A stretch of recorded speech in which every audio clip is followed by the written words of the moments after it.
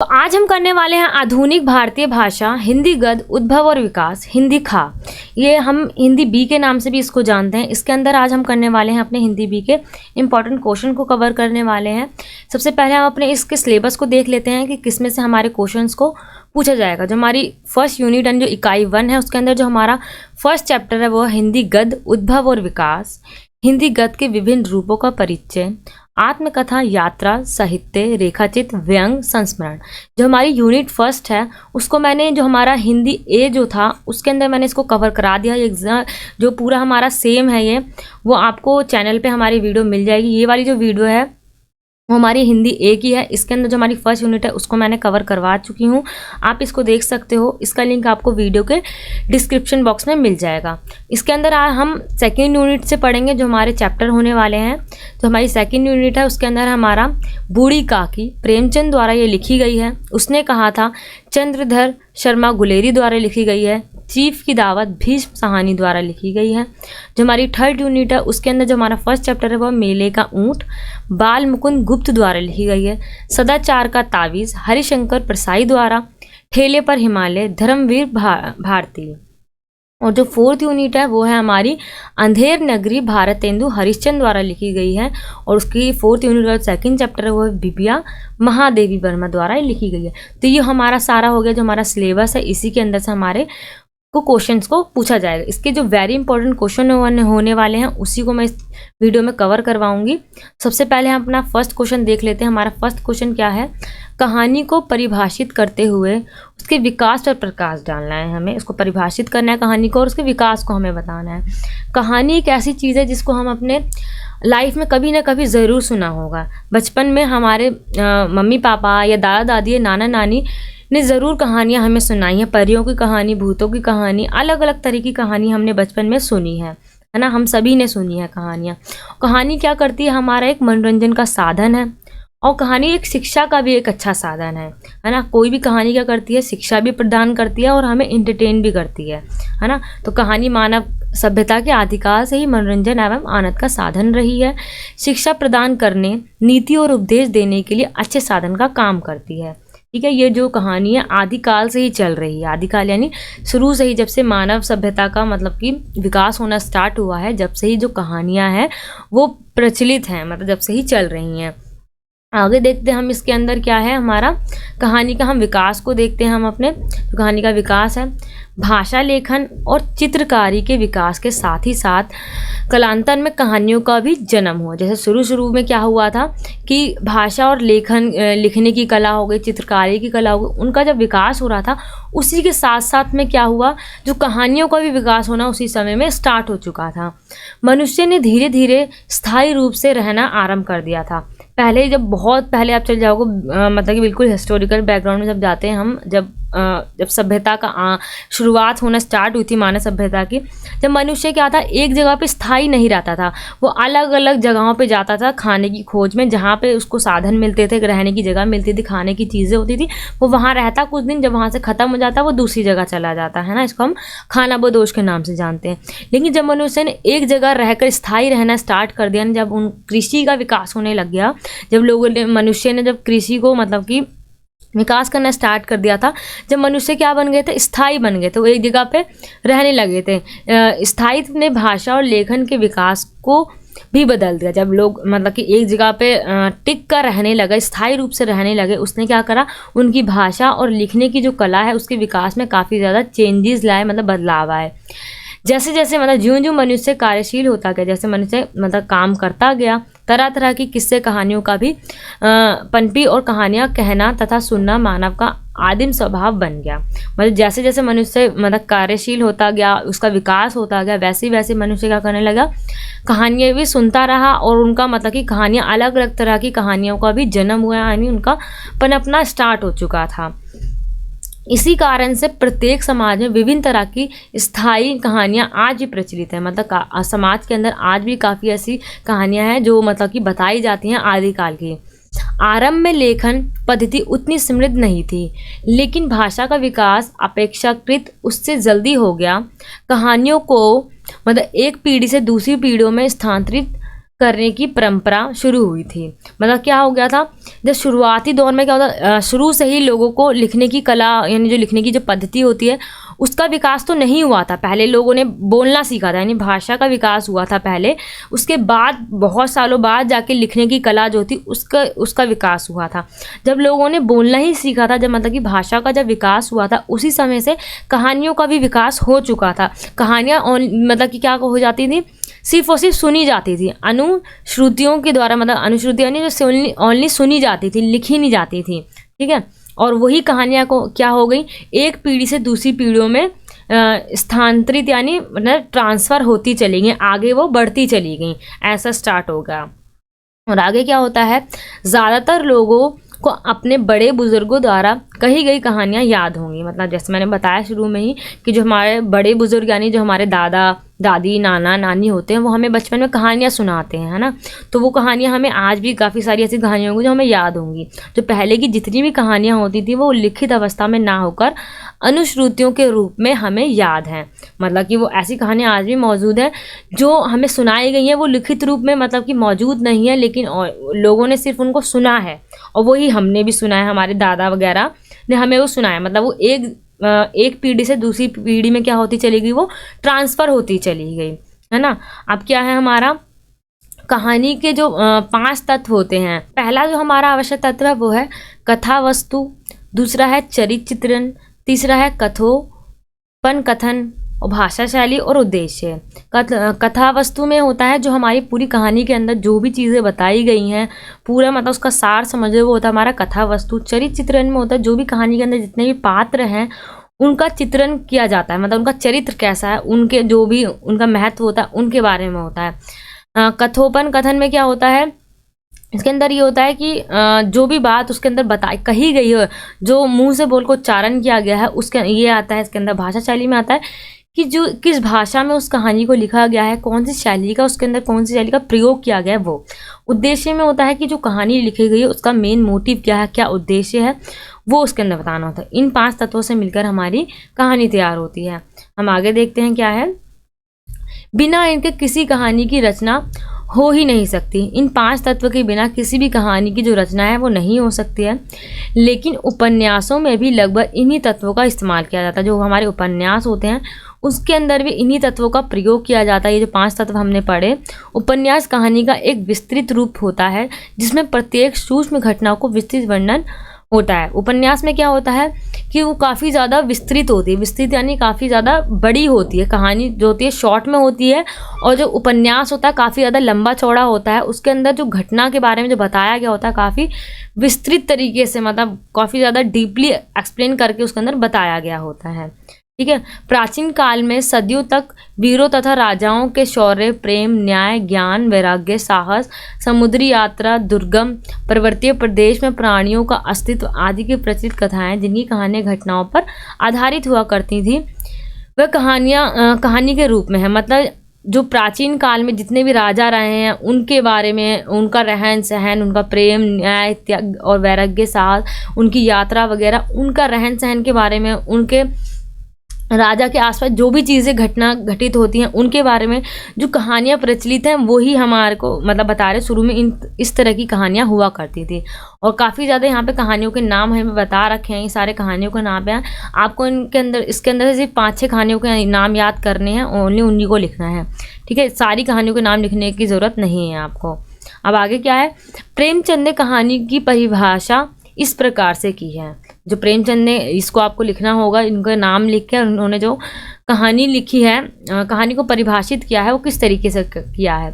कहानी वह ध्रुपद की तान है जिसमें गायक महफिल शुरू होते ही अपनी संपूर्ण प्रतिभा दिखा देता है, एक क्षण में चित्त को इतने माधुर्य से परिपूर्ण कर देता है जितना रात भर गाना सुनने से भी नहीं हो सकता। इसका मतलब क्या है, जो कहानी होती है वो क्या होती है, ध्रुपद की तान है। ध्रुपद यानी जब कोई भी चीज़ लय में गाई जाती है, जैसे गाना होता है ना एक सुर के साथ गाया जाता है, वैसी कहानी भी क्या है, एक लय के साथ जब गाया जाता है। जो बता रहा है, जो कहानी को गा रहा है, वो महफिल शुरू होती है, मतलब जब से उसने स्टार्ट करा है, जब से अपनी जो उसकी प्रतिभा है उसको वो दिखा देता है, जो उस कहानी को बता रहा है। और एक क्षण में मतलब एक ही मिनट में वो क्या कर देता है, जो चित का मतलब क्या होता है, मन, हमारा मन को इतना माधुर्य से परिपूर्ण कर देता है, मतलब कि मन को इतना मतलब कि भर देता है माधुर्य से कि जितना कि रात भर अगर हम गाने भी सुनते हैं उससे भी नहीं होता है। जब हम कहानी को सुनते हैं वो हमारे मन को इस तरीके से भर देता है माधुर्य से, मतलब प्रेम से, जिस तरीके से एक गाना भी हमारे मन को नहीं भर सकता है। ये किसके द्वारा ये परिभाषा दी गई है, प्रेमचंद के द्वारा ये परिभाषा दी गई है। आगे क्या है, सन 1900 लेकर 1915 तक के कालखंड को हिंदी कहानी के विकास का प्रारंभिक चरण माना जा सकता है। इस चरण को क्या कहते हैं हम, जो हिंदी कहानी का विकास हुआ था। प्रेमचंद के आगमन से हिंदी का कथा साहित्य की दिशा कुछ हद तक आदर्श उन्मुख यथार्थवाद की ओर मुड़ गई थी। मतलब जो प्रेमचंद थे उनकी जो कहानियाँ थी वो क्या थी, आदर्श उन्मुख और यथार्थवाद थी। और जो प्रसाद युग था हमारा, उनके आने से क्या हो गई, रोमांटिक यथार्थवाद की ओर मुड़ गया। जो कहानियाँ थी वो रोमांटिक और यथार्थवाद की ओर चली गई। सन 1922 में उग्र का हिंदी कथा साहित्य में प्रवेश हुआ। 1922 में क्या हुआ, उग्र का क्या हुआ, हिंदी साहित्य के अंदर, हिंदी कथा के अंदर उनका प्रवेश हुआ। उग्र जो थे वो ना ही प्रसाद जो लिखते थे, आपने प्रसाद जी के काल में क्या होता था, रोमांटिक और यथार्थवाद की कहानियाँ लिखी जाती थी ना, वो होती थी। और जो हमारे प्रेमचंद की द्वारा जो लिखी जाती थी कहानियाँ, उनके अंदर आदर्श उन्मुख और यथार्थवाद होता था, वो भी उनकी कहानियों में नहीं होता था। ठीक है, दोनों में से कुछ भी नहीं होता था, वे केवल यथार्थवादी थे। जो उग्र थे वो केवल यथार्थवादी थे। ठीक है, ये हो गया। अब आगे क्या है हमारा, आज्ञा प्रयोगवादी कलाकार थे। उनके आगमन के साथ कहानी नई दिशा की ओर मुड़ी। जब आज्ञा हमारे कहानीकार के अंदर आए, जब उन्होंने लिखना स्टार्ट करा, जो हमारी जो कहानियाँ थी वो क्या हो गई, उनके अंदर एक अलग तरीका की कहानियों का नया मोड़ आया, नई दिशा आई। आधुनिकता बोध की आज बहुत चर्चा की जाती है, जिसका श्रेय आज्ञा को ही जाता है। जो आधुनिकता की बोध है, जो आजकल की जो कहानियों का जो श्रेय जाता है वो हमारे आज्ञा को ही जाता है। सन 1950 के आसपास से हिंदी कहानियां नए दौर से गुजरने लगी, जिसमें आधुनिक विचारधारा की छाप नजर आई। 1950 से ही क्या होने लगा, जो आधुनिक विचारधारा है उसकी छाप नजर आने लगी थी कहानियों के अंदर। आगे हमारा, अब तो कहानियाँ अत्यंत ही लोकप्रिय हो चुकी थी। अब जाके जो कहानियाँ काफ़ी ज़्यादा लोकप्रिय हो गई थी, सभी लोगों ने उनको सुनना स्टार्ट कर दिया था और लगभग प्रत्येक पत्रिकाओं में इनकी मौजूदगी लगभग अनिवार्य हो चुकी थी। और अक्सर हम अब इसे सोशल मीडिया में भी पढ़ते हैं। आजकल के युग में क्या हो गया है, अब कहानियाँ क्या है हमें सोशल मीडिया पे भी आसानी से प्राप्त हो जाती हैं। अब तो इन कहानियों पर आधारित चलचित्र भी बनने लगे हैं। चलचित्र यानी अब उनको मतलब कि एक जो उनके जो भी पात्र होते हैं उनको एक मूवी के तौर पर दिखाया जाता है, एक नाटक के तौर पर दिखाया जाता है, यानी सिनेमा घरों में उनको दिखाया जाता है। इस तरीके से क्या होता है, हमारा जो कहानियाँ हैं उनका विकास हुआ और प्रेमचंद जी ने उन कहानी की परिभाषा दी। और जो हमारी कहानियाँ हैं वो 5 तत्वों से मिलकर बनी होती है, वो हमने पढ़ लिया। आई होप वह आपको अच्छी तरीके से समझ में आ गया होगा। आपको इन क्वेश्चन को और भी डीपली तरीके से पढ़ना है, जैसे मैंने तो आपको कुछ हाईलाइटेड पॉइंट करके ही बताया है, जो इम्पोर्टेंट है आपका, इनको आपको अच्छी तरीके से याद कर लेना इन पॉइंट को। बाकी और भी डीपली पढ़ने के लिए आप इस नोट्स को परचेज कर सकते हो। इन नोट्स का जो लिंक है आपको वीडियो के डिस्क्रिप्शन बॉक्स में मिल जाएगा। तो अब देखते हैं हम अपना नेक्स्ट क्वेश्चन। अब जो हमारा सेकंड क्वेश्चन यानी जो नेक्स्ट क्वेश्चन है वो हमारा है, मेले का ऊंट निबंध का उद्देश्य स्पष्ट कीजिए। हमें इसके अंदर क्या बताना है, आपने निबंध का उद्देश्य बताना, जो हमारे मेले का ऊंट है। तो मेले का ऊंट आपने अगर अपनी बुक में जो कहानी पढ़ी होगी तो उसके अंदर पता होगा, इसके अंदर क्या है, ऊंट के महत्व की बात करी गई है इस कहानी के अंदर, यानी इस निबंध के अंदर। तो किसके द्वारा लिखी गई है, बालकुमुद गुप्त भारतेंदु युग के परिवर्तित लेखक हैं। मतलब इनके द्वारा लिखी गई है, जो भारतेंदु युग के परिवर्तित लेखक रहे हैं। मेले का ऊंट उनका बहुचर्चित निबंध है, जिसमें ऊंट का अतीत, वर्तमान और भविष्य पर प्रकाश डालता है। जो हमारा ये जो निबंध है मेले का ऊंट, वो काफ़ी ज़्यादा फेमस है और जो हमारे ऊंट के जो अतीत रहा है, वर्तमान और भविष्य में, उस पर प्रकाश डालता है। इस कहानी यानी इस निबंध में हमें क्या बताया गया है, जो हमारे मारवाड़ी लोग होते हैं वो क्या करते, पहले ऊंट की बड़ी सवारी क्या करते थे, ऊंट से ही आया जाया करते थे एक जगह से दूसरे स्थान पे ऊंट के द्वारा ही। जैसे कि वो मारवाड़ से क्या करते थे, वो कलकत्ता जाया करते थे, है ना। इस तरीके की अलग अलग जगहों पर यात्रा करने के लिए वो किसका प्रयोग करा करते थे, वो ऊँटों का प्रयोग किया करते थे। लेकिन आज के समय में, आधुनिक समय में क्या होता गया है, ऊँट का जो महत्व है वो पूरा घटता चला गया है। उसको जो उनके जो पूर्वज रहे हैं उन्होंने तो ऊँट का काफ़ी ज़्यादा प्रयोग किया, लेकिन उनके जो आजकल के जो बच्चे रहे हैं, मारवाड़ी लोग जो आज के हैं, वो लोग ऊँट को भूल चुके हैं। उनका जो पूर्वजों में उसका जो ऊँट का जो महत्व आज जाके पूरी तरीके से समाप्त हो चुका है। इस कहानी में मतलब कि व्यंग तरीके से इस निबंध को लिखा गया है, मारवाड़ों पर व्यंग करते हुए जो लेखक है उन्होंने लिखा है। इसके अंदर क्या बताया गया है हमारा, वो देखते हैं हम। जो लेखक है उन्होंने 3 तरीके से व्यंग करा है इस कहानी के अंदर। जो पहला व्यंग करा है वो क्या है, लेखक भंग की तरंग में संपादक महोदय पर व्यंग करते हुए उनकी दृष्टि को भूखे गिद्ध की दृष्टि मतलब कि बताते हैं। जो उनकी दृष्टि है वो किसकी तरह बताते हैं, गिद्ध की, भूखे गिद्ध की तरह बताते हैं। कौन, जो लेखक हैं, संपादक जी को। वो कहते हैं कि जो संपादक है वो मेले में जब जाते हैं वहाँ पे उन्हें मतलब कि पूड़ियाँ तो दिखाई देती हैं जो 2 पैसों या 1 पैसों की मिल रही होती हैं, वो दिखाई देती हैं, लेकिन उसी के बगल में जो ऊँट बैठा हुआ है वो उन्हें दिखाई नहीं देता है। ऐसा क्यों कह रहे हैं कि वो कलकत्ता के अंदर ऐसा होता था पहले कि वहाँ पे ऊँट काफ़ी ज़्यादा मतलब कि नहीं होते थे, और जब वहाँ पे ऊँट मेले में लाए जाते थे लोगों को लुभाने के लिए, उनको देखने के लिए, लोग उन्हें काफ़ी आश्चर्यचकित होकर ऊँटों को देखा करते थे। जैसे होता है ना कि जिस जानवर को हमने नहीं देखा होता, जब हम उसे पहली बार देखते हैं तो हम उसे आंखें फाड़ फाड़ के देखते हैं, जैसे ऊँट कितना लंबा होता है। ऐसे ही कलकत्ता में जैसे ऊँट को मतलब कि मेलों में लाया जाता था लोगों को लुभाने के लिए, और वही हम वहाँ के जो संपादक होते हैं वो उस ऊँट को नहीं देख पाते हैं, इसलिए उनकी दृष्टि को भूखे गिद्ध की तरह कहा है। जैसे गिद्ध क्या होता है, जब वो भूखा होता है वो नीचे ज़मीन पे जो उसके लिए दाना बिछाया गया है वो उसको देखता है, लेकिन उसके लिए उसी के साथ उस दाने के बगल में जो उसके लिए जाल बिछाया गया होता है वो उसको नहीं देख पाता है ना, उसको नहीं देख पाता है। जैसे ही वो बात क्या करता है, उस दाने को लेने आता है, वो उस जाल के अंदर फंस जाता है। और वैसे ही जो संपादक है वो आसपास की जो पूड़ियाँ वगैरह खाने की चीज़ें उनको देख रहा है, उनके पैसों को देख रहा है, कितने की मिल रही है कितने की नहीं मिल रही है, लेकिन जो ऊँट बैठा हुआ है उसको वो नहीं दिखाई देता है, ऊँट को वो नहीं देख पाता है। इसलिए वो कहते हैं लेखक कि संपादक को सतर्क रहना चाहिए, जब भी कहीं जाते हैं वो उसके आसपास, उसके वातावरण में जो भी चीज़ें घटनाएँ घटित हो रही होती हैं उसको अच्छी तरीके से उसे देखना चाहिए, है ना। लेकिन वो क्या कर रहे हैं, सिर्फ और सिर्फ खाने की चीज़ों पर ही ध्यान दे रहे हैं। तो वो क्या कर रहे हैं, व्यंग कर रहे हैं संपादक के ऊपर। जो दूसरा व्यंग है हमारा वो मारवाड़ी समाज के प्रति है। जैसे जो ऊँट को भूल चुके हैं, जैसे मैंने बताया जो मारवाड़ी जो लोग हुआ करते थे पहले, वो ऊँटों की सवारी करके एक जगह से दूसरी जगह पे जाया करते थे, है ना। और उससे मतलब कि मारवाड़ी से मतलब कि कलकत्ता जाया करते थे और अपना सामान को ढोया करते थे। इस कहानी के अंदर आपको पूरा ही बताया गया है कि जो मारवाड़ी लोग होते थे वो अपने सामानों को ढोने के लिए ऊँटों का प्रयोग करते थे, एक जगह से दूसरी जगह जाने के लिए मतलब कि ऊँटों का प्रयोग करते थे और उनकी सवारी करा करते थे, उसको काफ़ी ज़्यादा प्रेम करते थे ऊँटों को। लेकिन आज का समय ऐसा आ चुका था कि ऊँटों को लोग भूल चुके हैं, है ना। इस बात को यहाँ पे बताया गया है। जो हमारा तीसरा व्यंग भी यही है कि मतलब जो लेखक क्या बोल रहे हैं, जो मारवाड़ी सेठ के पर किया गया है, जो तीसरा व्यंग मारवाड़ी सेठों पर किया गया है। सेठ यानी जो अमीर अमीर लोग हैं उन पर, बड़ी जल्दी अपने अतीत को भूल गए हैं। ऊँट के द्वारा अपना महत्व प्रकट करने के बाद लेखक स्वयं मारवाड़ी सेठों के अतीत का वर्णन करता है।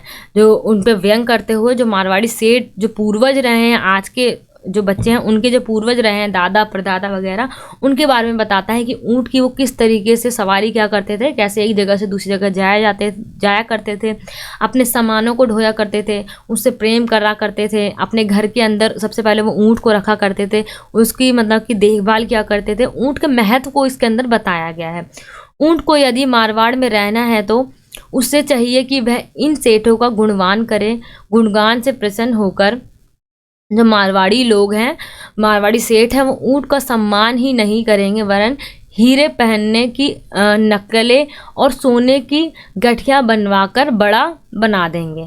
मतलब यहाँ पे ये व्यंग करा गया है जो मारवाड़ी सेठ है उनके ऊपर, कि अगर ऊँट को ये कहा गया है कि अगर तुम उनकी मतलब कि सेठों का गुणगान करते हो, उनके हाँ में हाँ मिलाते हो, उनकी तारीफ़ करते हो, जब जाके वो तुम्हें अपने साथ रखेंगे और तुम्हें मतलब कि साथ ही नहीं बल्कि क्या करेंगे, वो तुम्हारे को सोने और हीरे के मतलब कि जेवरात पहनाकर अपने साथ रखेंगे, जब जाके तुम्हारा महत्व सामने आएगा। आप यहाँ पे अपनी क्लास का एग्जाम्पल ले लो। जैसे आप आप पहले स्कूल जाते थे, आपने देखा होगा कि क्लास के अंदर कुछ ऐसे स्टूडेंट होते थे जो मैम की काफ़ी ज़्यादा मतलब कि तारीफ भी किया करते थे और उनके साथ ही रहा करते थे, जो मैम कहती थी उनके हाँ में हाँ मिलाते थे।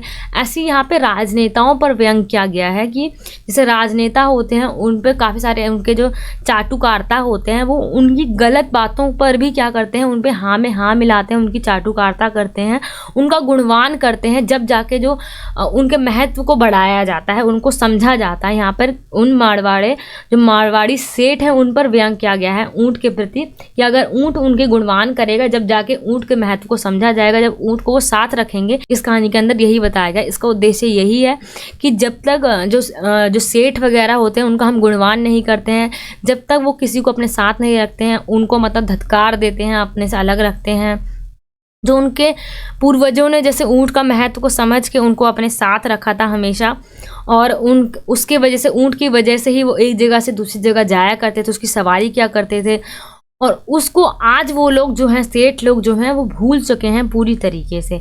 यही यहाँ पे इस कहानी के अंदर बताया गया है। ठीक है, हम अपना अब नेक्स्ट क्वेश्चन देखते हैं। नेक्स्ट क्वेश्चन क्या है हमारे, उसने कहा था कहानी के आधार पर लांसिंग का चरित्र चित्रण कीजिए।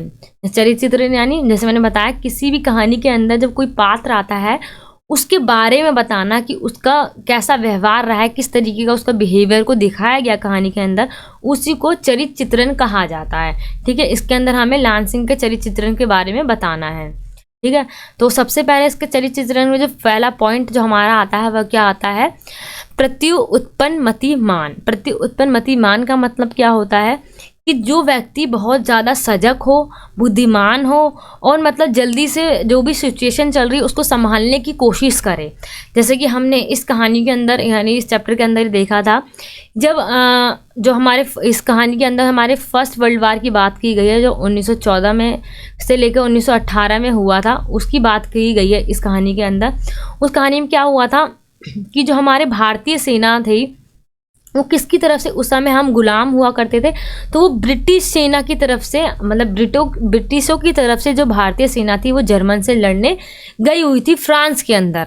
ठीक है, उसी की पूरी कहानी को इसके अंदर बताया गया। लांसिंग भी उन्हीं सैनिकों में से एक होता है जो अमृतसर से आया होता है, उसका चरित्र चित्रण करना है हमें। वो क्या है हमारा, पहला क्या है, प्रत्युत्पन्न मतिमान है। इसके अंदर हमारा क्या है, हमारा खंदक में जर्मन अधिकारियों को पहचान लेने के बाद लांसिंग ने निर्णय लेने में तनिक भी देर नहीं लगाई। मतलब उसने अपनी जल्दी से फटाफट बुद्धि का प्रयोग करा।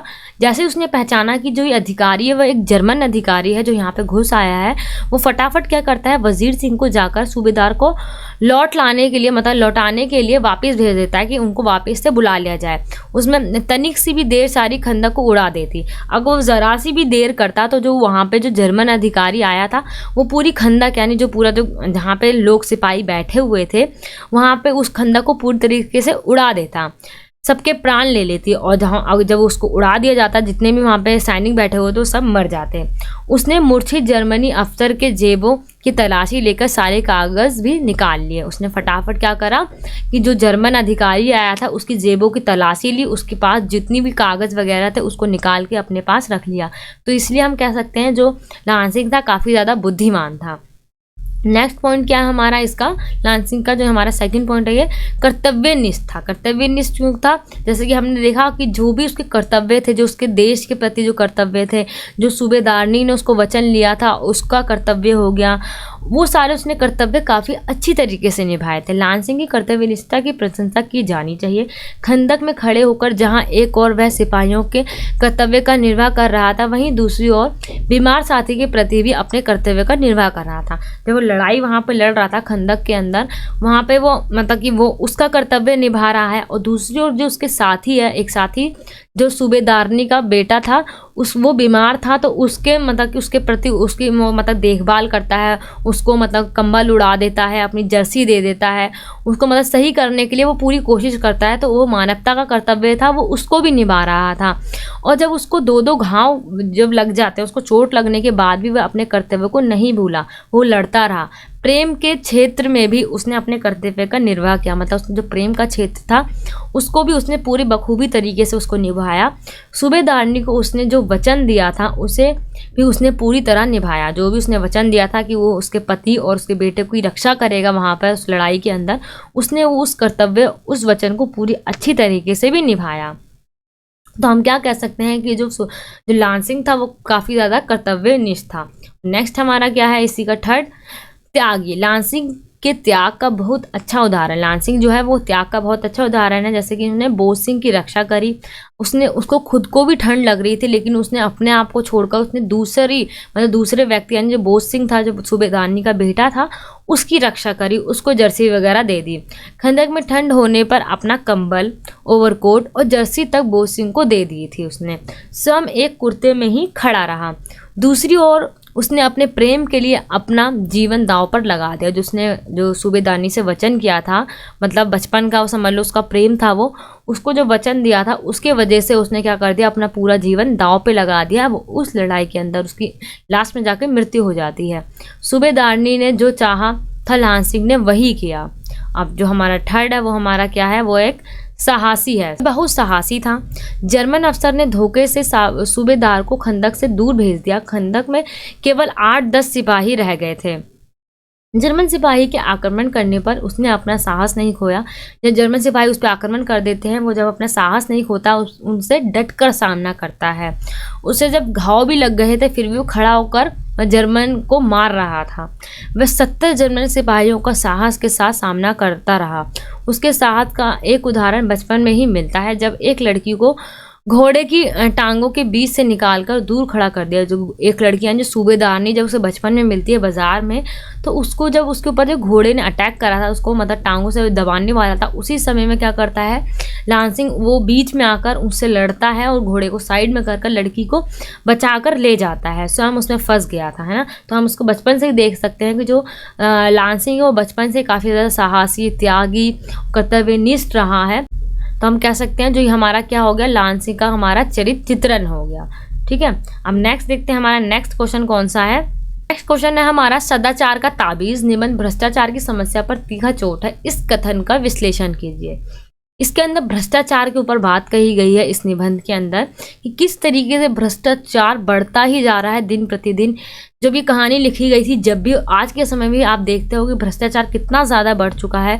हाँ, मतलब कि हर दफ्तर में कहीं ना कहीं किसी न किसी वजह से भ्रष्टाचार हो ही रहा है ना। उसको किस तरीके से रोकना है उसका सुझाव कोई भी नहीं निकाल पा रहा है। तो इस निबंध के अंदर हम यही बताया गया है। जो ये निबंध है काफ़ी ज़्यादा व्यंग तरीके से लिखा गया है। इसके ऊपर जो राजनेता वगैरह होते हैं, जो राजा वगैरह होते हैं, उन पे व्यंग करते हुए लिखा गया है।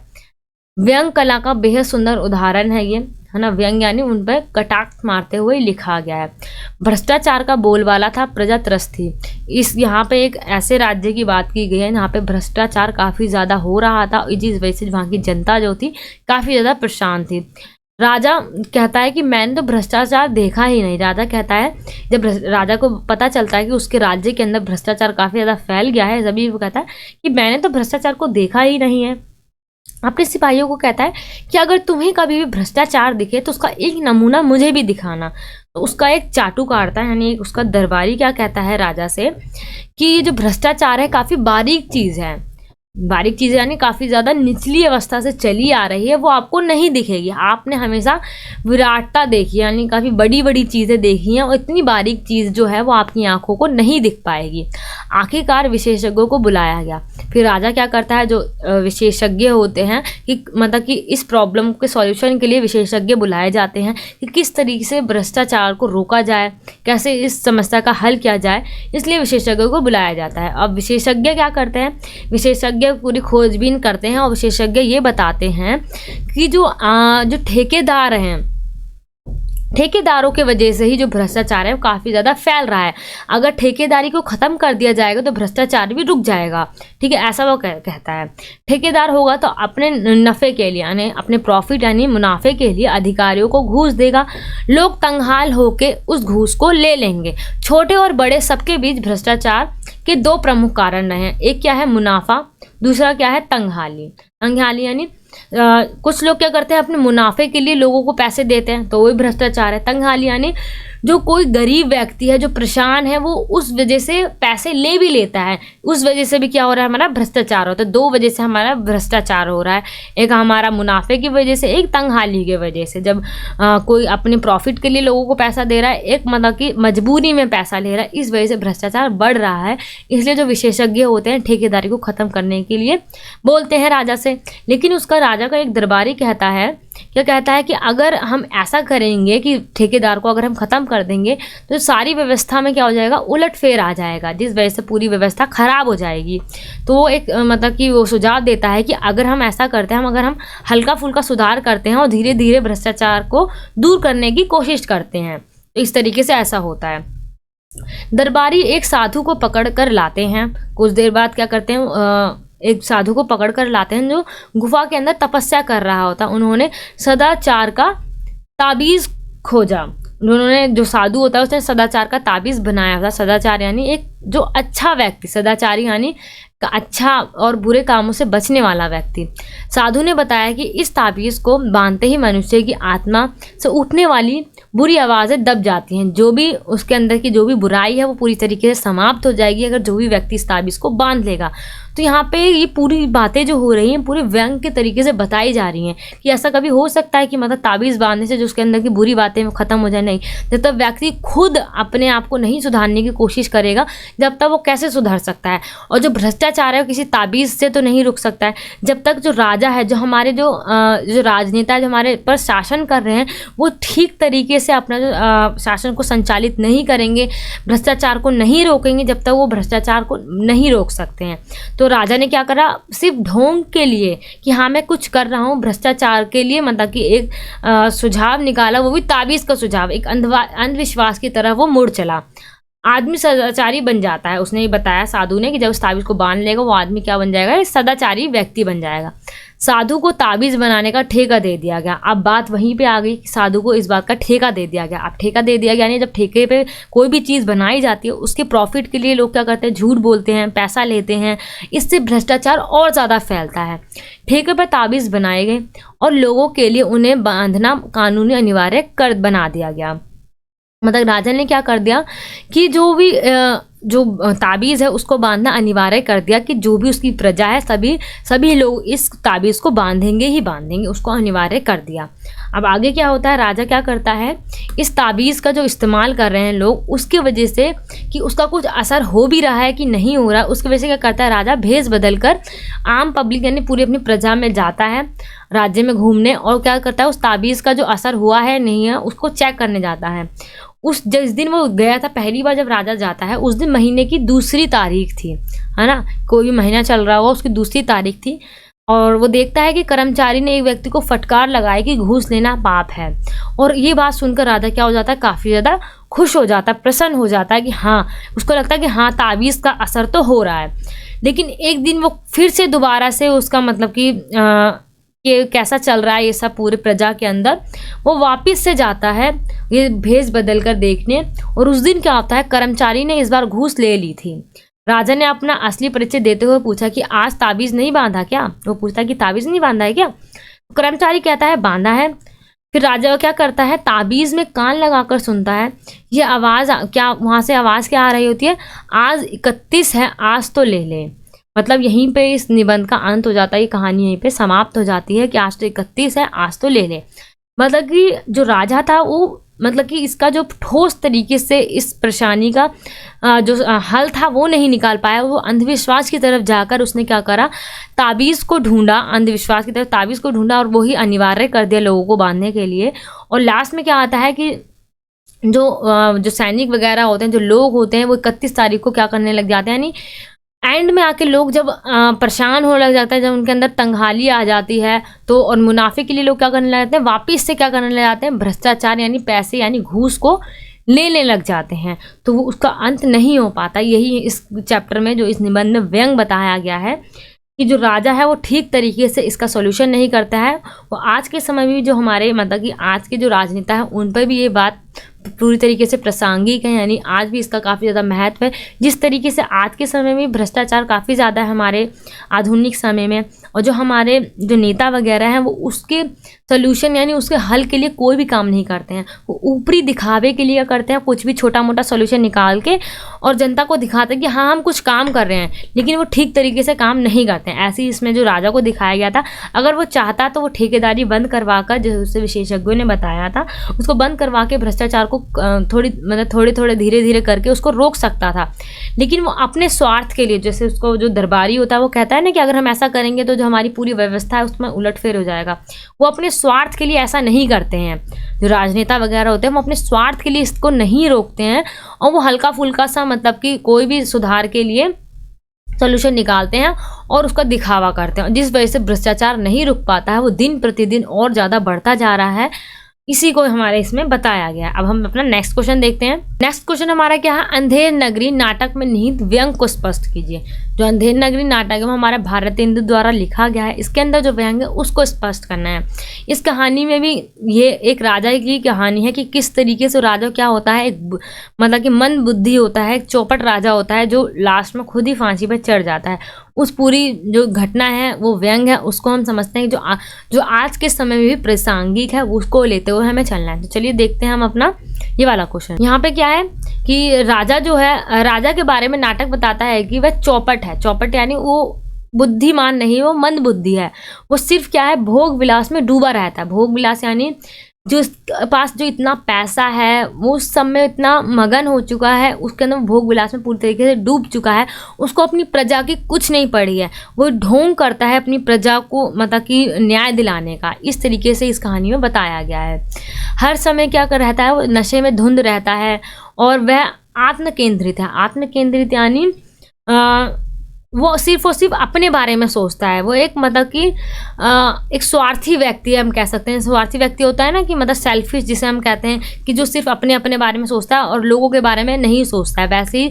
लेकिन एक जो राजा है, ये राजा हो गया या ही जो भी हमारे नेता वगैरह, तो उन्हें कैसा होना चाहिए, जो प्रजा होती है उसके बारे में सोचना चाहिए, उसकी जो परेशानी है उसकी समस्याओं को समाधान करने के लिए सोचना चाहिए, कैसे उसका समाधान करना है, लोगों को किस तरीके से न्याय देना है, उसके बारे में सोचना चाहिए। लेकिन जो अंधेर नगरी जो हमारा नाटक है उसके अंदर ऐसा कुछ नहीं है। जो राजा क्या होता है, एक आत्म केंद्रित व्यक्ति होता है, जो सेल्फिश व्यक्ति होता है और उसे अपने मूल कर्तव्य यानी जनता के दुख सुख की कोई भी चिंता नहीं है कि जनता को किस तरीके से दुखों से दूर करके सुखों को मतलब कि देना है, कैसे उनकी परेशानियों को दूर करना है, ये सब के बारे में उसको कुछ भी चिंता नहीं थी। वो अपने भोग विलास में इस तरीके से डूबा हुआ था।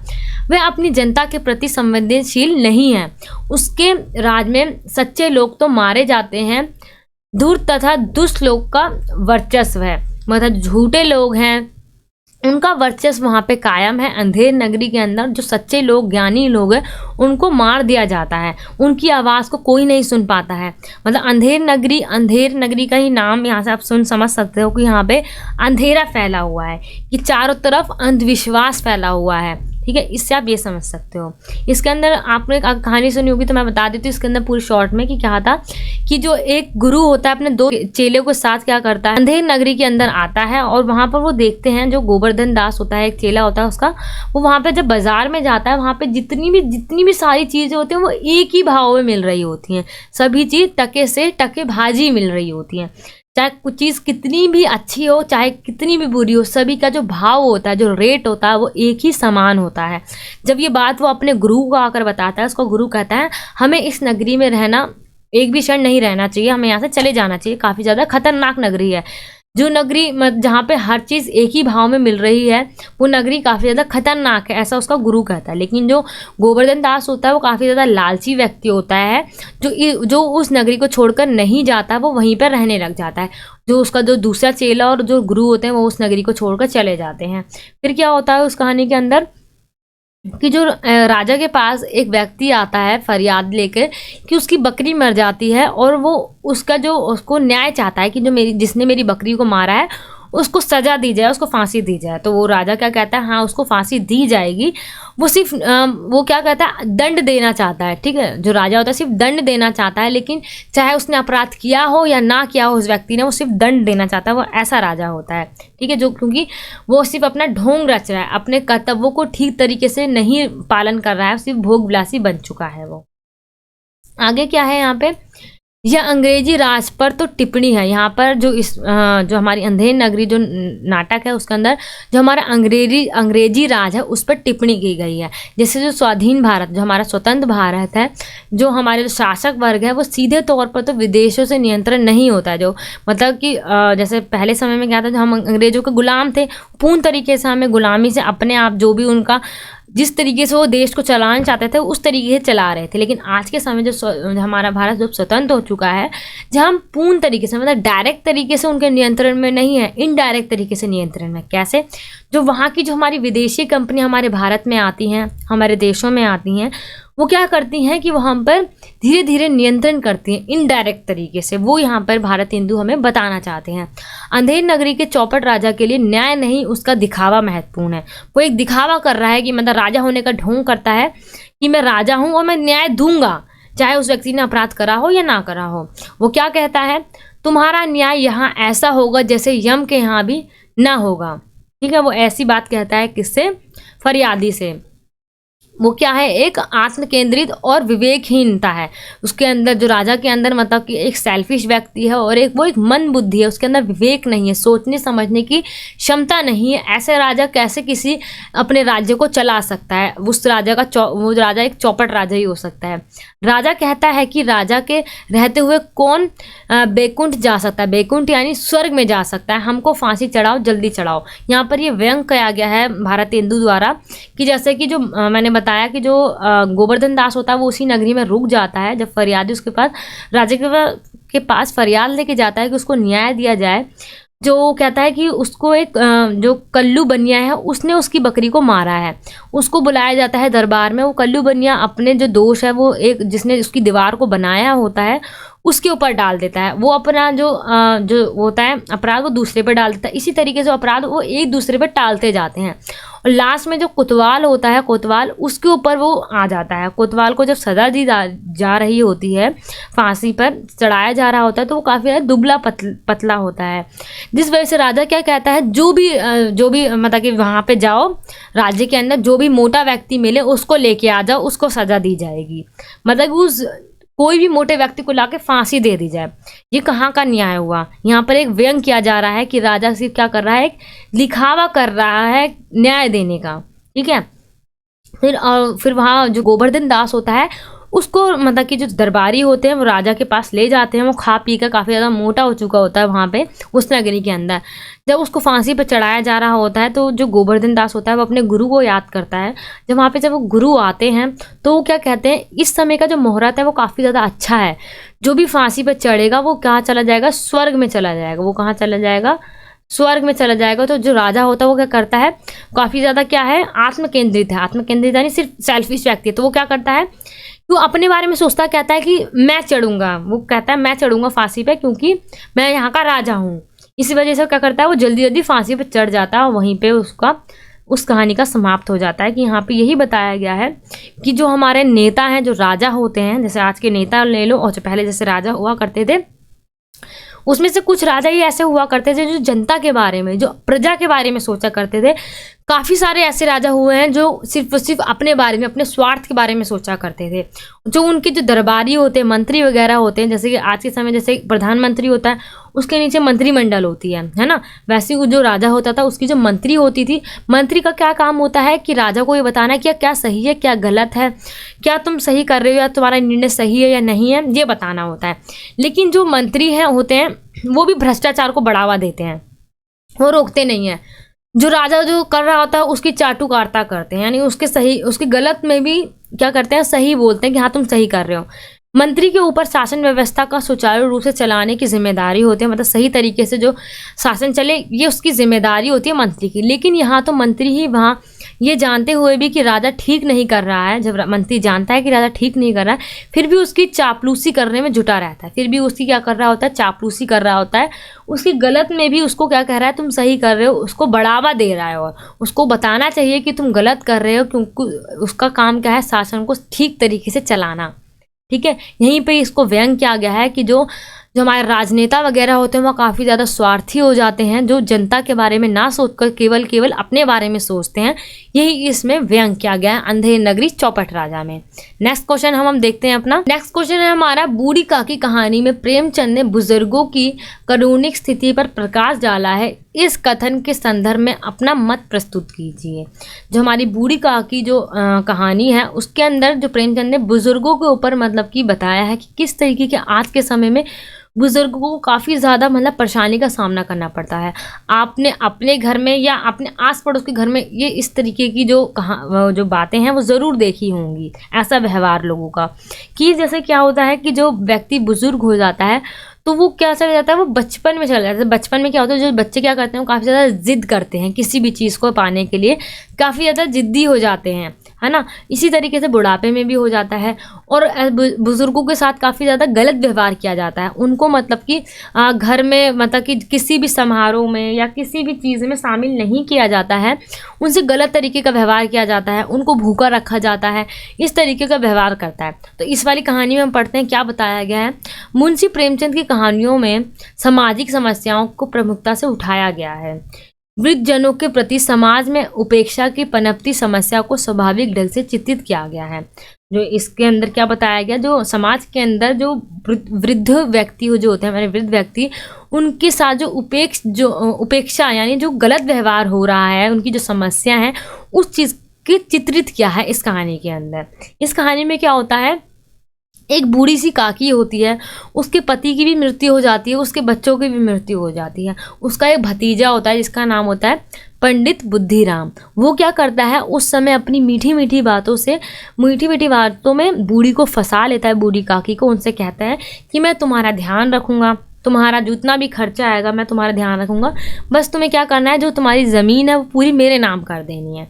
तो बूढ़ी काकी इतनी परेशान होती है, वो क्या करती है कि उसको सहारा भी मिल रहा था, उसको सहारे की ज़रूरत थी, तो क्या करती है, पंडित बुद्धिराम के नाम ही अपनी जितनी भी ज़मीन होती है उसका नाम कर देती है और उसी के साथ उनके बीवी बच्चों के साथ रहने लग जाती है। लेकिन कुछ दिन बाद क्या करता है, जो बुद्धिराम होता है अपना व्यवहार को पूरी तरीके से बदल देता है, उसके प्रति काफ़ी ज़्यादा मतलब अलग तरीके का व्यवहार करने लग जाता है बूढ़ी काकी के साथ। उनके साथ गलत व्यवहार करता है, उनको खाने को ना देना, उन पर चिल्लाना, डांटना, ये सब करने लग जाता है ना। बुद्धिराम क्या कहता है, वो जैसे जो पंडित बुद्धिराम जो होता है वो लालची लोग मीठी मीठी बातों में बहला फुसला कर बूढ़ों से उनकी संपत्ति अपने नाम लिखवा लेते हैं। तो क्या करता है, उनसे बहला फुसला कर उनको उनकी जो ज़मीन जायदाद होती है वो पूरे अपने नाम लिखवा लेता है।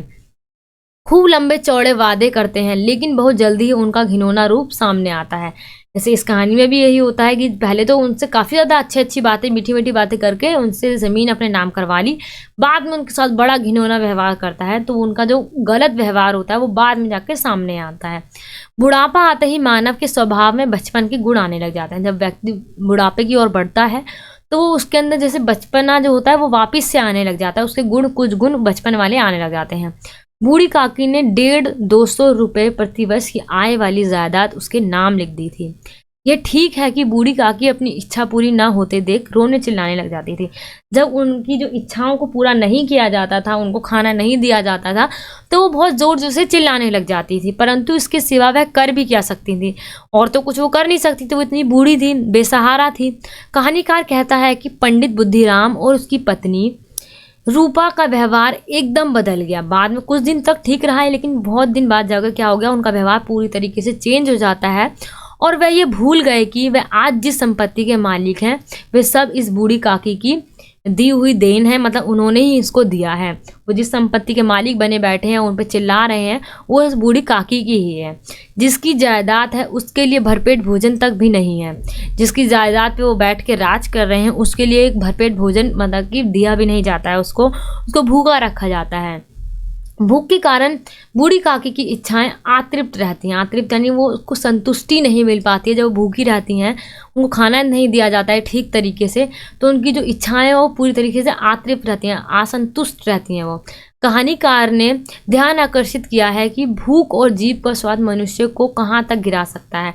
जब किसी भी मनुष्य को भूख लगती है तो और जो जीभ का स्वाद होता है वो काफ़ी ज़्यादा उसको नीचा गिरा देता है। जब किसी व्यक्ति को भूख लगती है, जैसे आपने देखा होगा इस कहानी को अगर आपने पढ़ा है तो इसमें यही बताया गया कि जब उसको भूख लगती है तो कैसे वो बाहर आती हैं अपनी कोठरी से और उस जहाँ पे वो खाना बन रहा था उसके पास बैठ जाती हैं, देखने लग जाती हैं। एंड में जाके आप देखोगे वो अपनी जो खाली पत्तल पड़े हुए होते हैं उसको चाटने लग जाती हैं।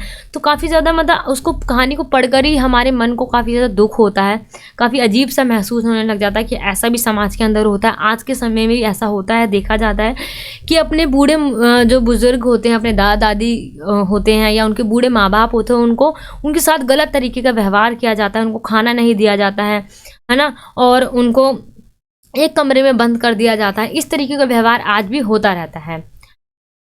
और आगे क्या कहते हैं कि वो मनुष्य कहाँ तक गिर जाता है, मार खाती हैं, अपमानित होती हैं, भला बुरा सुनती हैं, परंतु मन में भूख की लालसा रहकर उसे बेचैन करती रहती हैं। जो बूढ़ी काकी होती हैं अपने भूख की वजह से, जो उनके जीभ का स्वाद है उसकी वजह से काफ़ी ज़्यादा अपमानित होती हैं, उनको सुनना पड़ता है और उस वजह से वो काफ़ी ज़्यादा बेचैन रहती हैं। इसके पीछे मुंशी प्रेमचंद ने समाज के व्यापक उस समस्या की ओर ध्यान खींचा है जहां बूढ़ों की भावनाओं की कदर नहीं होती है।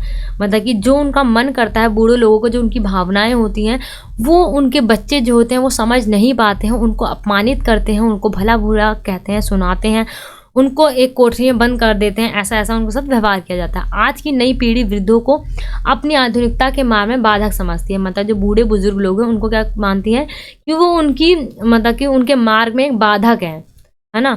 यहाँ तक कि उनका भद्दा मजाक भी उड़ाया जाता है, उनके साथ गलत तरीके का व्यवहार किया जाता है, उनके मजाक उड़ाया जाता है। इस बूढ़ी काकी कहानी में लेखक ने बुद्धिराम के लड़कों द्वारा न केवल उसे चिढ़ाया जाता है, जो उसके बुद्धिराम के जो दो लड़के होते हैं उनको चिढ़ाते हैं, उनके ऊपर और क्या करते हैं, उन अपने मुंह के जो झूठे पानी को उनके ऊपर कुल्ले करना उनके लिए आम बात बन जाती है। उनके ऊपर अपने जो मुंह का जो पानी होता है उनके ऊपर फेंकते हैं। कभी काकी को नोच कर भाग जाते हैं, कभी बालों को खींच कर भी ले जाते हैं। लेकिन बुद्धिराम या उसकी पत्नी रूपा अपने लड़कों को डांटना तो दूर मना भी नहीं करती है। मतलब कि उनको कभी डांटती भी नहीं है, ना ही उनको कभी मना करती है। इसी तरह के व्यवहार से भी परिवार के वजन टूट जाते हैं और इसी तरीके से क्या होता है, परिवार पूरी तरीके से बिखर जाता है। ये स्थिति अकेली बूढ़ी काकी की नहीं अपितु समूचे समाज की है, जिसमें युवाओं द्वारा वृद्धों के प्रति दुर्व्यवहार किया जाता है। ठीक है, जो सिर्फ ये कहानी में जो बूढ़ी काकी के साथ हो रहा है वो सिर्फ उसी के साथ नहीं हो रहा है। आज के समय में, आधुनिक समय में सभी जितने भी हमारे वृद्ध व्यक्ति होते हैं वो समाज के अंदर उनके साथ इसी तरीके का दुर्व्यवहार किया जा रहा है। इस कहानी के अंदर यही बताया गया। आगे क्या है, इसी तरह लेखक ने स्वयं बुद्धिराम और उसकी पत्नी रूपा के व्यवहार को उस समय घृणा प्रसन्न बना दिया है जब वह काकी पकवानों की खुशबू से अधीर होकर हलवाई के पास, कढ़ाई के पास जा बैठती हैं। जब जो उसका एक बड़ा लड़का जो होता है वो बाहर से आता है, उसके तिलक के लिए जो बुद्धिराम होता है काफ़ी बड़ी दावत रखता है, लोगों को बुलाता है, खाने पीने के लिए दावत देता है। सभी लोग आते हैं, पकवान बनाए जा रहे होते हैं, अलग अलग तरीके से सबकी सेवा की जा रही होती है। लेकिन बूढ़ी काकी के बारे में कोई भी नहीं सोचता है। और क्या जो उनकी बूढ़ी काकी के पास जब ये सारी खुशबुएं जा रही होती हैं तो क्या करती हैं, वो कढ़ाई के पास आकर बैठ जाती हैं। जो मेहमानों से परेशान हो रखी होती है, जो उसकी जो बीबी होती है वो उनको देखते ही काफ़ी ज़्यादा आग बबूला हो जाती है, उन पर चिल्लाने लग जाती है, उनको अपशब्द बोलने लग जाती है। ठीक है, और उनको उनकी कोठरी में जाने के लिए कहती है। वो चुपचाप क्या होते हैं, सरकते सरकते वो चल नहीं पाती हैं, तो ऐसे हाथ के सहारे से वो अपनी कोठरी में वापस चली जाती हैं। वो सोचती हैं कि अब वो बाहर नहीं जाएंगे। लेकिन जब खुशबुएं इतनी ज़्यादा आ रही होती हैं, इतनी विवश हो जाती हैं, वो लाचार होती हैं कि वो मतलब वापस से बाहर चली जाती हैं। और जब उनको जो बुद्धिराम होता है जब वो देखता है तो काफ़ी ज़्यादा गुस्सा करता है उनको देख कर, और उनके बाल खींच कर उनकी कोठरी में ले जाता है। इस तरीके से इस कहानी के अंदर बताया गया है। जब उनको अंदर ले जाता है तो काफ़ी ज़्यादा रोती हैं उनके बारे में। सभी खा पी कर जब जा चुके होते हैं तो जो बुद्धिराम की एक छोटी बेटी होती है उसी को काफ़ी ज़्यादा ये सब चीज़ें देख के काफ़ी ज़्यादा दया आती है। वो उनको क्या करती है, रात के समय में जब सो जाते हैं तो उनके पास आती है, उनको पूरी देती है, सब्जी देती है। जब उनको इतनी ज़्यादा भूख लगी होती है तो उनको और चाहिए होता है। तो वो जब बाहर जाती हैं, बूढ़ी काकी जब वापस से बाहर जाती हैं, देखते हैं वहाँ पे सारे पत्तल पड़े हुए होते हैं, झूठे पत्तल, उनको वो चाटने लग जाती हैं। और जो वो बुद्धिराम की जो पत्नी होती है वो बाद में आके वो देखती है कि उनको देख के उसको भी काफ़ी ज़्यादा एकदम से उसका हृदय परिवर्तन जैसे हम कह सकते हैं वो हो जाता है। वो जब अपनी बेटी को लेके भी परेशान थी, वो कहाँ चली गई उसको पता नहीं होता है कि वो बूढ़ी काकी के पास गई हुई है। फिर वो क्या करती है, उनको देखकर वो एक थाल भर का खाना लाती है और उनको देती है। उनको प्यार से जब उसको खाना दे देती है फिर उनसे माफ़ी मांगती है, वहीं पर उस कहानी का अंत हो जाता है।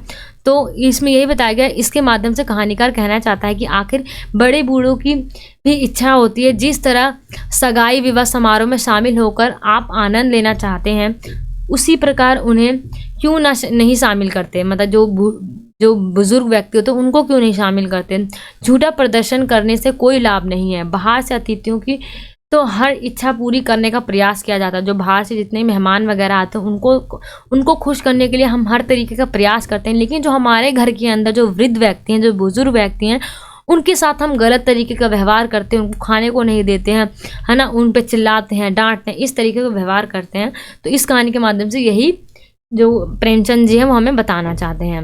नेक्स्ट क्वेश्चन है हमारा, चीफ की दावत पाठ का कथासार को लिखिए।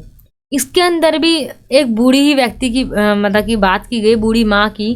चीफ की दावत यानी एक व्यक्ति होता है जिसका नाम होता है श्यामनाथ।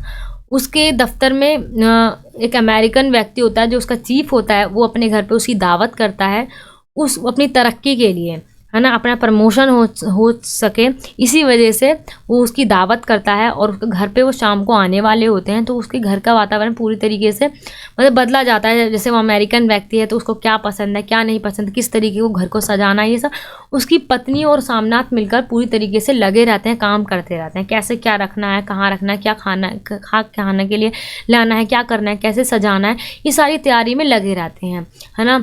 और इसी तरीके से उनका समय व्यतीत होता रहता है और अचानक उनको अपने माँ का ध्यान आता है।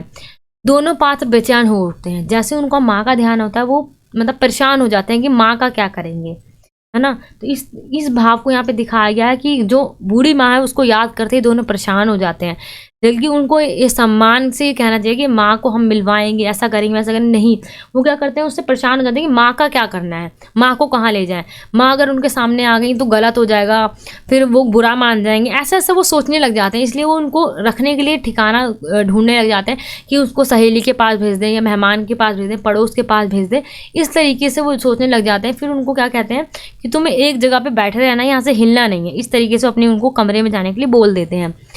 माँ बूढ़ी हो गई है, अतः चीफ के सम्मुख उनका पढ़ना किसी भी दृष्टि से उचित नहीं है। ऐसा समझते हैं कि अगर वो उनके सामने आ गई तो वो अच्छी बात नहीं होगी। कभी कोठरी में, कभी बरामदे में, तो कभी उनके सहेली के पास भेजने के मतलब कि प्रस्ताव रखे जाते हैं, अलग अलग तरीके के मतलब कि बातें बताई जाती हैं, ऐसा कर लें, वैसा कर लें। फिर वो बाद में क्या कहते हैं कि वो एक कमरे में बैठी रहेंगी। निश्चय किया जाता है कि माँ बेटा पसंद के कपड़े पहनकर, जो उनकी जो माँ है बेटे की कपड़े की पसंद पहनकर उनको पहनकर बैठेगी और एक कमरे में बैठी रहेगी। अगर वो व्यक्ति, जो अमेरिकन व्यक्ति आ रहा है, अगर वो उनको देखता भी है तो वो उनसे ठीक तरीके से बात करेगा, कैसे उनको कुर्सी पे बैठना ये भी सिखाया जाता है। जल्दी खाना खाकर अपने कोठरी में चली जाए और साथ ही ध्यान रखे कि वो सोए नहीं, क्योंकि उनकी खर्राटे लेने की आदत है। वो उनको जो बेटा होता है, जो श्यामनाथ, वो क्या क्या देता है, तुम अपनी जल्दी से खा पी कर अपनी कोठरी के अंदर चली जाना और खर्राटे मत लेना, मतलब सोना मत और खर्राटे मत लेना, क्योंकि खर्राटे की आवाज़ काफ़ी ज़्यादा शोर मचा देगी। डरी सहमी सी माँ बेटे की हर बात को सिर झुकाकर स्वीकार करती है। वह गांव में रहने वाली एक अनपढ़ औरत है जो प्रत्येक स्थिति में बेटे का भला चाहती है।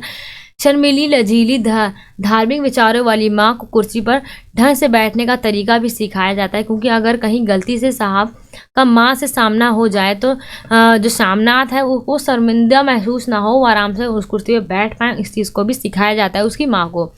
साहब और उनके सभी साथी लगभग 8 बजे तक पहुंच गए और विस्की का दौर चालू होता है। दफ्तर में रोब रखने वाले साहब यहाँ पूरी तरह से मुक्त व्यवहार कर रहे थे। पीना पिलाना समाप्त होने पर जब खाना पीने के लिए बैठक से बाहर जा रहे थे, अचानक सामने कुर्सी पर बैठी सोती हुई माँ सामने पड़ गई। उस व्यक्ति को, जो अमेरिकन व्यक्ति आया होता है, जो उनका चीफ होता है, उसकी जो अचानक नज़र किस पे पड़ जाती है, उसकी सोती हुई माँ पे पड़ जाती है, जो कुर्सी पर ही बैठे बैठे सो रही होती हैं। माँ पर बेटे को बहुत क्रोध आया, पर मेहमानों के सामने कुछ भी नहीं कह पाया, मतलब कुछ भी नहीं कर पाता है, क्योंकि जब वो देखता है कि माँ सो रही है, उसने तो बोला था कि कोठरी के अंदर चली जाना वहाँ सोने, मतलब वहाँ बैठने, और तुम यहाँ कुर्सी पर बैठी हो, लेकिन वो उनके सामने कुछ नहीं कह पाता है। श्यामनाथ साहब के लिए परेशान थे, पर साहब तो अलग ही प्रकृति के व्यवहार मतलब के व्यक्ति थे।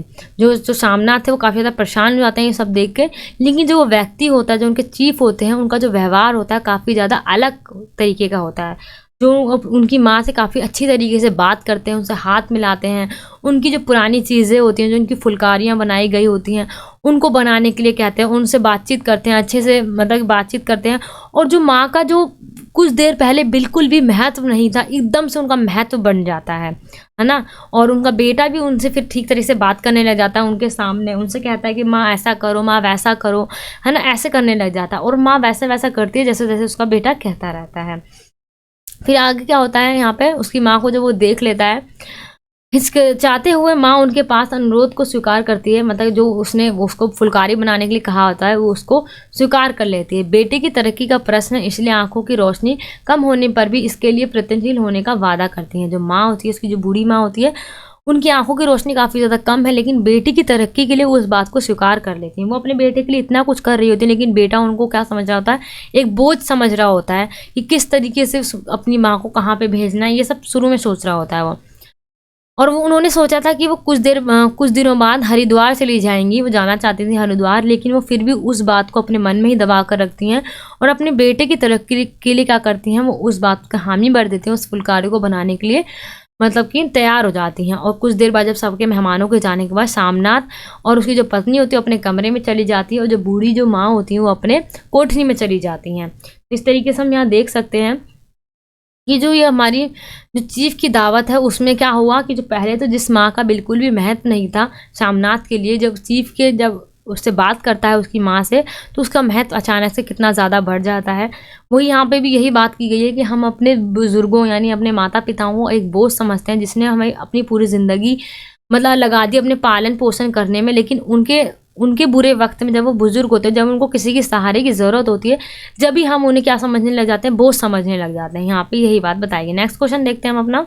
नेक्स्ट क्वेश्चन में क्या है, हमारे निम्नलिखित प्रश्नों की व्याख्या कीजिए। हमें यहाँ पे अपने जो हमारे ये प्रसंग दिए गए हैं उनकी हमें व्याख्या करनी है। प्रसंग हमारे किसी भी चैप्टर से आ सकते हैं, जैसे कि हमारे कौन से पूछा गया, भाई अपनी दृष्टि गिद्ध की सी होनी चाहिए, क्यों आप संपादक हैं किंतु आपकी दृष्टि गिद्ध सी होने पर भी उस भूखे गिद्ध सी निकली जिसने ऊंचे आकाश में चढ़े भूमि पर गेहूं का दाना पड़ा हुआ देखा, पर उसे के नीचे जो जाल बिछ रहा था उसे नहीं देखा, यहाँ तक कि उस गेहूं के दाने को चुगने के पहले जाल में फंस गया।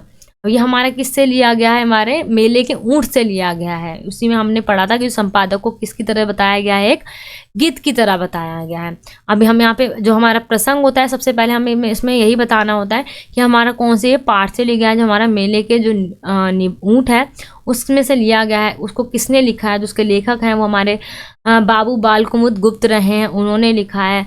ये हमें इसके अंदर प्रसंग में बताना होता है। जो हमें व्याख्या करनी होती है, जो हमारी पूरा लाइन जो हमें दे रखी है प्रसंग, उसके पीछे का जो भाव है, इसमें क्या बताया गया है, उसको हम अपनी भाषा में लिखना होता है। जिसमें इसमें आप पढ़ के ये पता लगा सकते हो इसके अंदर क्या बताया गया है। जो संपादक है उस पर व्यंग किया गया है ना।